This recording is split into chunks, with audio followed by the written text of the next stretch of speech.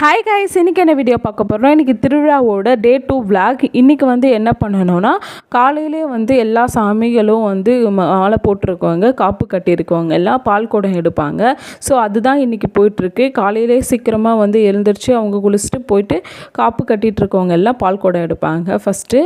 அதுதான் இப்போ நடந்துகிட்ருக்கு. இதை முடித்த அப்புறம் பார்த்திங்கன்னா பொங்கல் வைப்பாங்க. பொங்கல் வச்சுட்டு அதுக்கப்புறம் தான் அடுத்தடுத்து ப்ராசஸ் இருக்குது. ஸோ ஃபஸ்ட்டு பால் குடம் எடுக்கிறது தான்.